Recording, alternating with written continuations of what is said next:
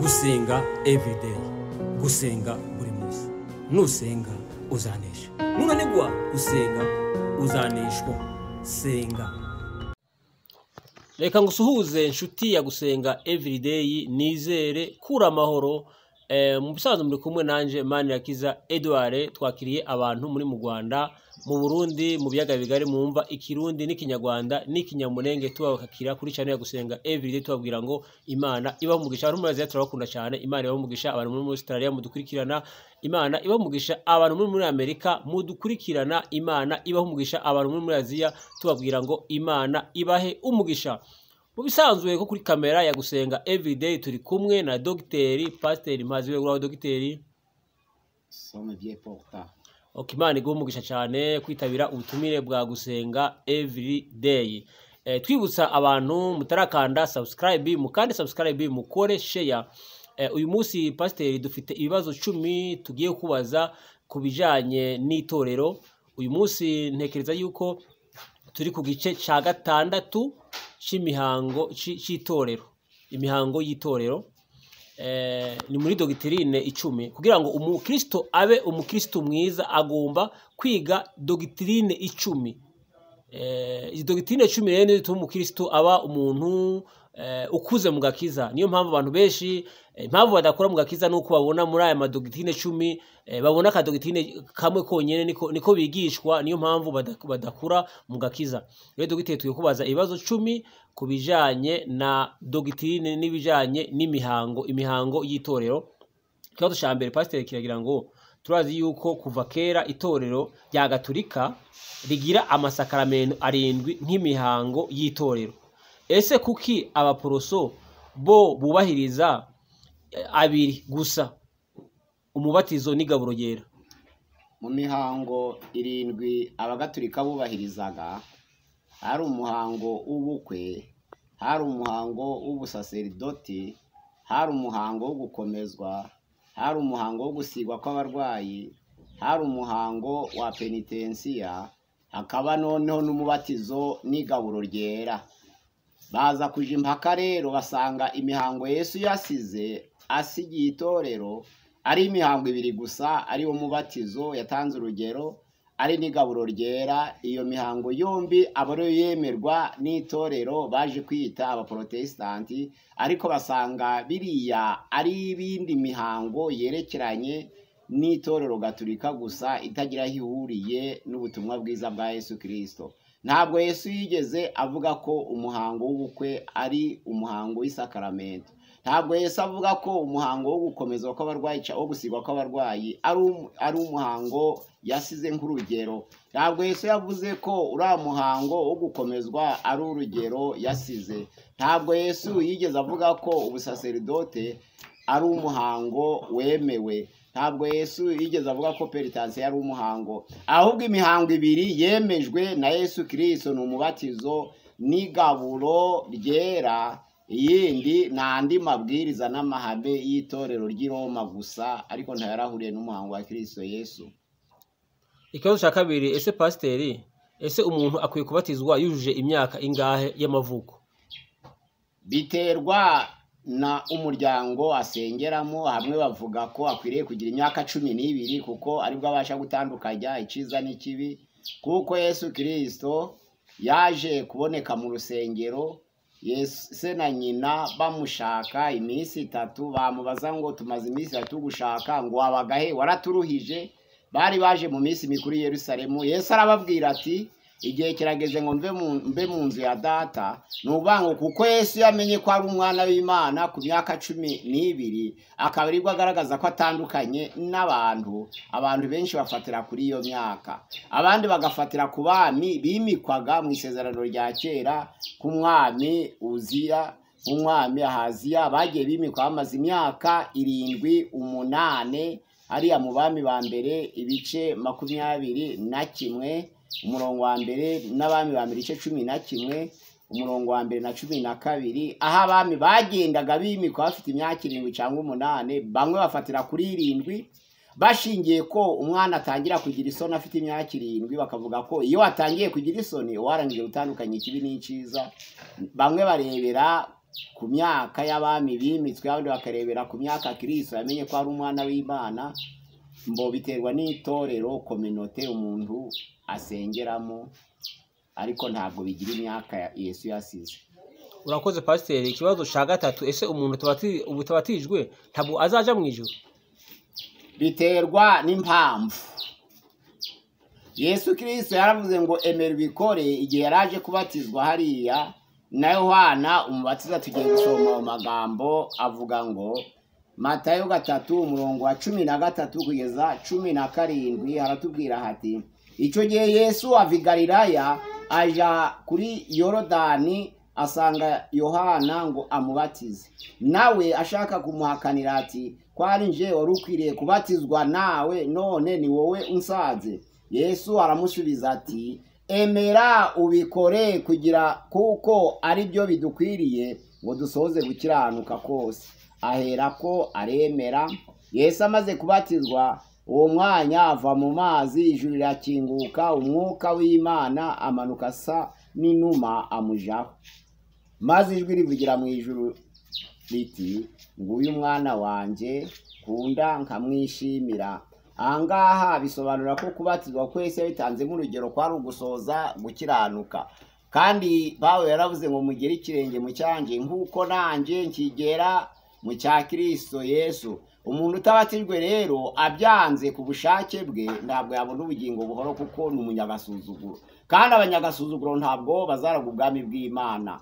Ariko noneho ari igihe cy'intambara, bakaba bari gutegura umubatizo w'abayigura umubatizo, hakaba intambara bagahunga, ariko bemeye bakabura uko babatiza kubera bari mu mashamba, abandi bari mu buhungiro.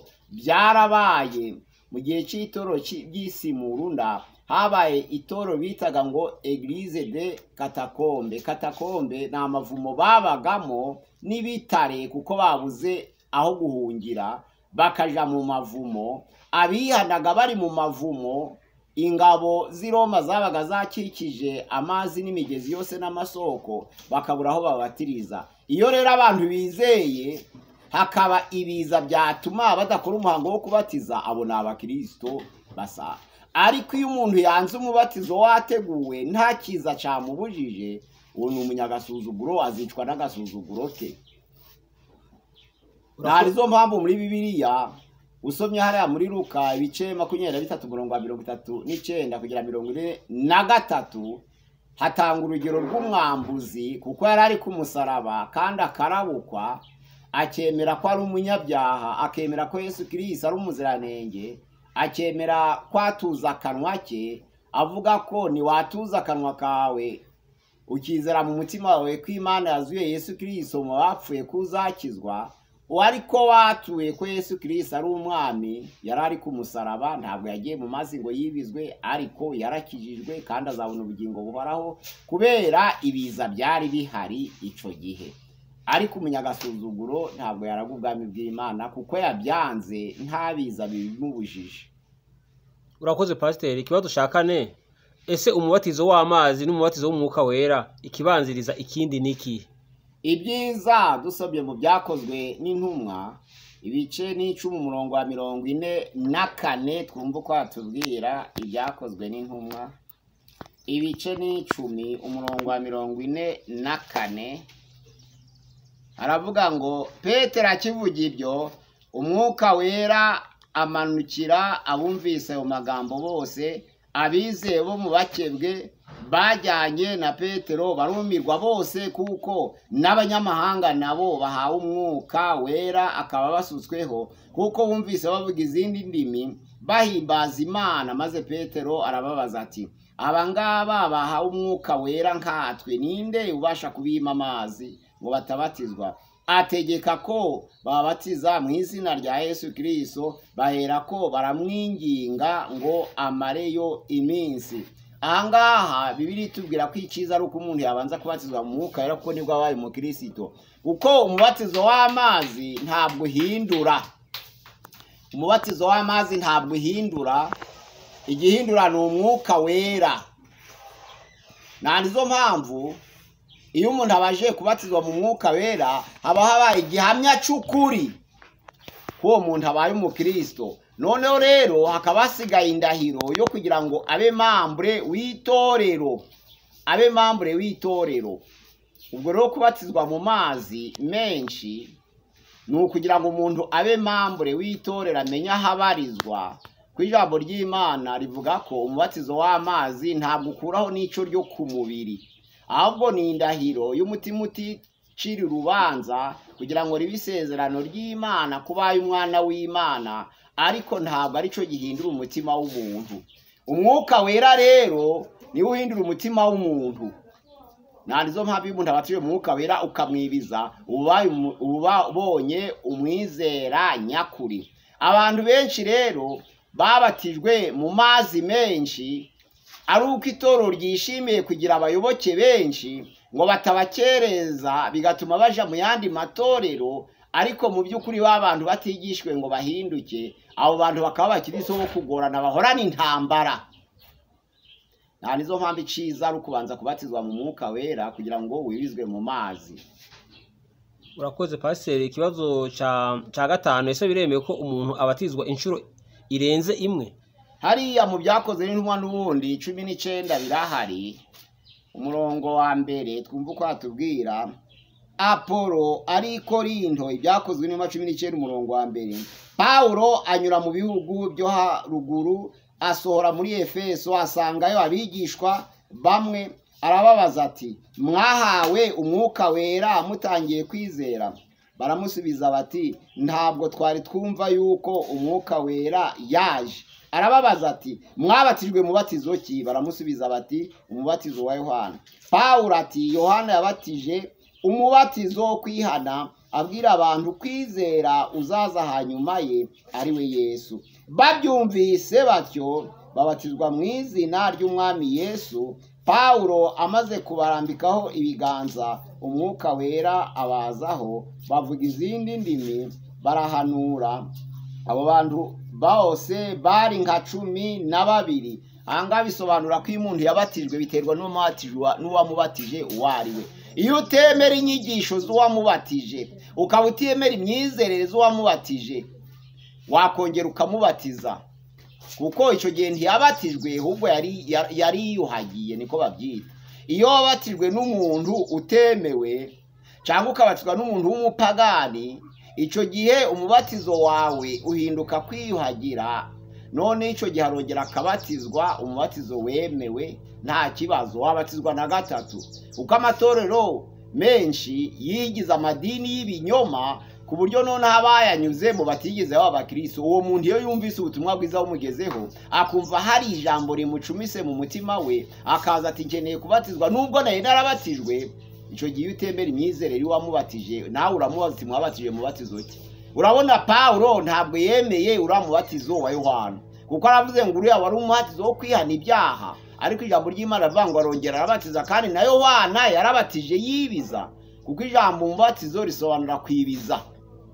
Ntabwo abantu bakoze ikimenyetso cyo mu gahanga bigeze babatizwa.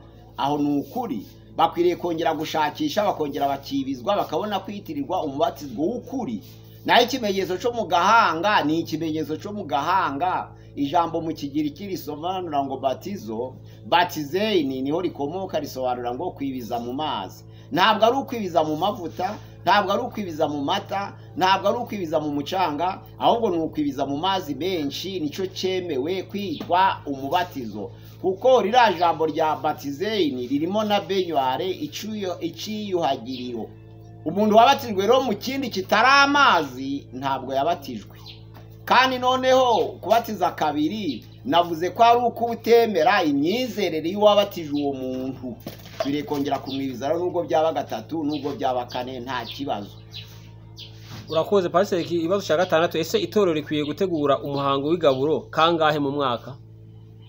Biterwa nuko babyumvikanyeho. Ntabwo Yesu muri byanditswe byera yadusigiye igihe tugomba kumara kugira ngo twongere twegere igaburo ryera, kuko Bibiliya iravuga ngo uko muteranye. Ubwo ni ukuvuga ngo ababikora neza twavuga ko ari abaneo apostolike, kuko bo babikora uko bateranye. Yesu yaravuze ngo uko muteranye, ariko ntabwo yavuze ngo hahise igihe kingana iki. Abantu bashobora kudesida gufata umwanzuro wo guterana hahise umwaka. abandi bagafata umwanzuro wo guterana hahise ukwezi, abandi bagaterana hahise icyumweru, abandi bagaterana hahise iminsi 3. Ariko Yesu yaravuze ngo nuko muteranye. Icyo gihe muje munyibuka muri kwigaburo ryera, muri ku mubatizo nabwo ntabwo ari ikibazo. Iyo muteranye mugomba kwibuka. Urakoze pasiteri. Ikibazo cya 7, ninde ukwiriye kwegera igaburo ryera? Ukwiriye kwegera igaburo ryera ni umuntu wisuzumye akumva ko adafite umutima afite umutima utamucira urubanza. Niwe wenyine ukwiriye kwegera igaburo ryera, aba yiyejeje. Ijambo ry'Imana hariya mu Bakorinto ba mbere igice 11 ku murongo waho nuwa 31 aravuga ngo twakwisuzumye ntabwo twagiyeho n'urubanza. Nuwisuzumye akumva ko nta kibazo afite. Ntabwo ari uwarobanuwe n'abadiyakoni ngo bavuge ngo wowe ntukwiye bitewe n'ibyo wamuziho. Ibyo wamuziho ashobora kumva bitamurega kandi akaba yabyihannye muri iryo joro. Bashobora kuba babimuziho nk'ejo hashize yaza kwigaburo ryera, none bakamuhagurutsa ngo tukuziho ibintu, ibyo bintu yabyihannye nijoro ntabwo bikimurega. Uwo muntu rero kwegera igaburo ntabwo byari bikwiriye guturuka ku wundi muntu, byari bikwiriye guturuka ku muntu ubwe, kubw'umutima uticira urubanza. Uwo ngone wari ukwiye kwegera igaburo. Turebye kwa Kirangirwa 6 turasanga bamwe baja kwigaburo hahise icyumweru nk'abagatulika, abandi uko bateranye nk'abaneo apostolike, abandi rimwe mu kwezi nk'abapantekote, abandi rimwe mu mwaka nk'abadivantiste. Abo bose nta kibazo, haba rimwe buri munsi, haba rimwe mu cyumweru, haba rimwe mu kwezi, haba rimwe ku mwaka. Yesu ntabwo yadusigiye dere ngo hazaba igihe kingana iki. Yaravuze ngo uko muteranye muje mubikora abatya kugira ngo munyibuke. Baba babikoze ku mwaka, icyangombwa ni ukwibuka Yesu Kristo. Baba babikoze mu cyumweru, icyangombwa ni ukwibuka Yesu. Baba babikoze mu kwezi, icyangombwa ni ukwibuka Yesu. Ariko kuko Yesu atasize dere, abantu bakwiriye kubikora kubw'urwibutso, si ngombwa kubara. Urakoze pasiteri. Ikibazo cya 8, ninde ukwiye gutanga igaburo mu itorero? Umuntu ukwiriye gutanga igaburo ni umutambyi, ni umukristo wabyawe ubwa kabiri. Ntabwo ari pasiteri gusa wimitswe kuba pasiteri, ahubwo umukristo wese wihannye akabyarwa ubwa kabiri nawe ahinduka umutambyi mu cyimbo cya Kristo. Kuko usobye Petero ya mbere ibice 2:9 hariya haratubwira ngo mwebweho muri ubwoko bwatoranijwe, muri abatambyi b'ubwami, muri ishanga ryera, muri abantu Imana yarotse kugira ngo mwamamaze ishimwe ry'abahamagaye, ikabakura mu mwijima ikabageza mu muco w'itangaza. Abakristo babyawe ubwa kabiri nabo batanga igaburo, ariko bahewe uburenganzira n'umushumba wejejwe. Ni ukuvuga ngo iyo pasiteri ahari niwe utanga igaburo ryera, kuko niwe ushinzwe imihango. Ariko akudereze uri umukristo, akwemera akavuga ati simpari uyu munsi, utanga igaburo, ubihawe nawe waritanga. Ikibi ni uko umukristo yatanga igaburo pasiteri ahari, icyo gihe ni uguhangana. Ariko ari pasiteri wamudereze kubera impamvu runaka yaritanga, cyangwa se habaye ibiza byatuma abakristo batatana bagakwirakwira amahanga yose. Iyo umukristo yahungiye muri Senegal cyangwa muri Zimbabwe cyangwa muri Afurika y'Amajepfo agasanga nta bapasiteri bariyo, icyo gihe yakwihanisha abantu, akababatiza, akabaha n'igaburo ryera, akanabakora n'indi mihango y'uruhande yo gusezeranya iyo pasiteri adahari muri icyo gihugu. Ariko iyo begeranye bahamagara pasiteri kugira ngo abe ari ubatiza bihanye, aba ari we unabaha n'igaburo ryera. Ubwo rero ikibi ni agasuzuguro. Ariko pasiteri yaderega umukristo nawe agatanga igaburo mu gihe runaka, cyangwa mu gihe cy'ingwiririzi runaka, cyangwa mu gihe cy'ibiza runaka. Urakoze pasiteri. Ikibazo cy'ishenda, ese ni ngombwa ko kwigaburo ryera dukoresha umukati n'ingano gusa, nta wakoresha ibindi atari ingano? Icyatumye Yesu ahitamo gukoresha umugati nuko i Galilaya avuka hari ingano nizo zeraga kurusha ibindi. Isirayeli yeze ingano nyinshi, dani cyo cyatumye imitsima kuko yabonekaga iva mu ngano ariyo yakoreshejwe. Ariko noneho ijambo ry'Imana riratubwira ngo ibi byo kurya, iyi migati tugiye gusengera yari ibyo kurya nk'ibindi, na pasiteri ubwo arabifutura akavuga ati uyu mugati ntarawushimira ngo nsenge uracari ibyo kurya nk'ibindi. Ariko iyo umuntu amaze gusenga kuwushimira, wambara imbaraga z'umubiri wa Kristo Yesu. N'iyi divayi ntarayishimira, ni divayi isanzwe bayinywa uko bishakiye. Ariko iyo bamaze kuyisengera, ijambo ry'Imana rivuga ngo yambara imbaraga z'amaraso ya Yesu Kristo. Nizo mpamvu ahatari ingano ntabwo abantu bareka kuja ku igaburo ryera. Bakoresha akawunga bishobotse, bakoresha igitoke c'ifiriti bishobotse, bakoresha ndetse n'ikirayi bishobotse, bakoresha n'ikijumba bishobotse, biterwa n'aho ibyo kurya biboneka. Icyangombwa nuko wabisengera ahubwo wejejwe, kuko ikintu gishira imbaraga mu igaburo ryera ntabwo ari karite y'ibyo kurya, ahubwo ni ukwiyeza kwabonetse mu mutambyi wabisengeye. Nukuvuga ngo bitarasengerwa n'ibyo kurya nk'ibindi. Ariko iyo byasengewe n'uwiyejeje agashiramo za mbaraga zatuma wa mugati wambara imbaraga z'umubiri wa Kristo, cyangwa ya divayi yambara imbaraga z'amaraso ya Yesu Kristo, icyo gihe imbaraga ntabwo zituruka kuri karite y'ibyo kurya, ahubwo imbaraga zituruka ku wasenze uburyo yiyejejemo, icyo bita shekina. Nizo mpamvu atari ngombwa ngo abantu bakoreshe igituruka ku ngano gusa. Abantu nyine babikuriyemo baje barabona umugati bagatekereza ko igaburo ryose rikorwa n'umugati, ariko wakora ibikoreshwa ku igaburo mu bindi nabyo byaritanga biturutse ku kwiyeza kuba biteguye, nta catuma bitagira imbaraga zo kwambara umubiri wa Kristo Yesu. Urakoze pasiteri. Ikibazo ca 10, vino sha Yesu yavuze muri Matayo 26:29 tuzasangira nawe mu bwami bw'Imana izaba imeze ite?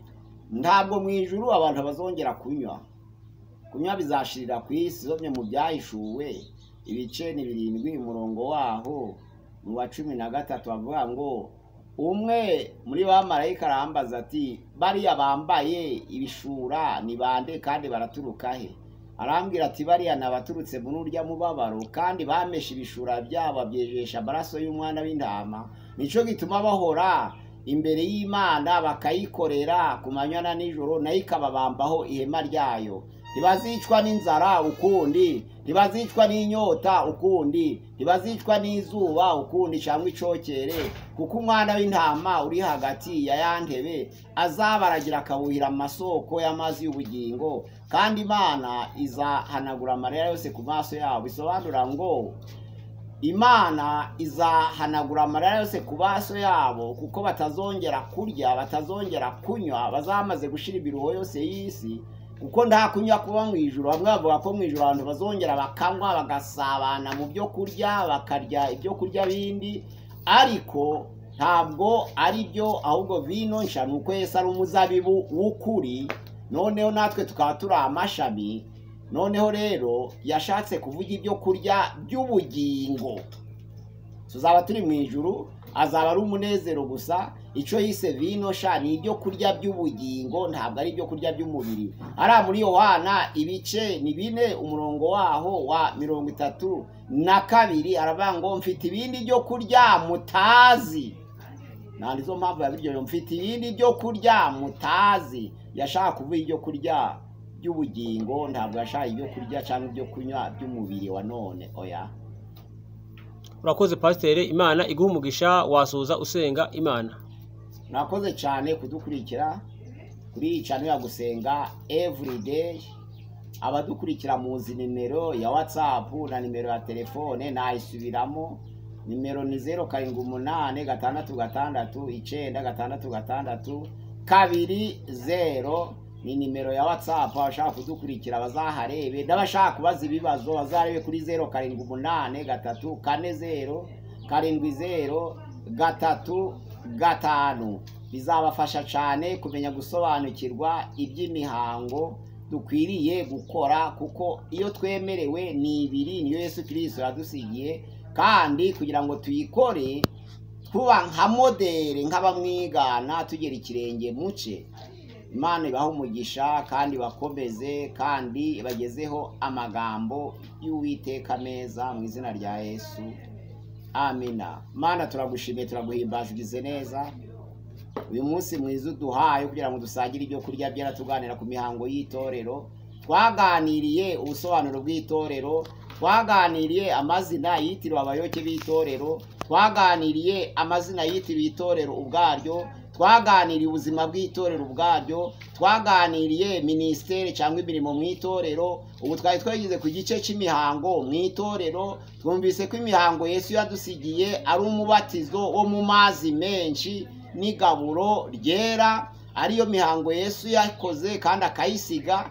Umuhango w'igaburo kugira ngo dusohoze, kugira ngo twigane tuje duhora tumwibuka. Umuhango w'umubatizo kugira ngo dusohoze gukiranuka, ufashe abera b'Imana aho bari hose mu mahanga yose atandukanye, kugira ngo bashe kwizirikana iteka ryose bakiri hano mu isi mu murimo w'Imana no mu itorero, kugira ngo twubake umubiri wa Kristo Yesu mu izina rya Yesu. Amen.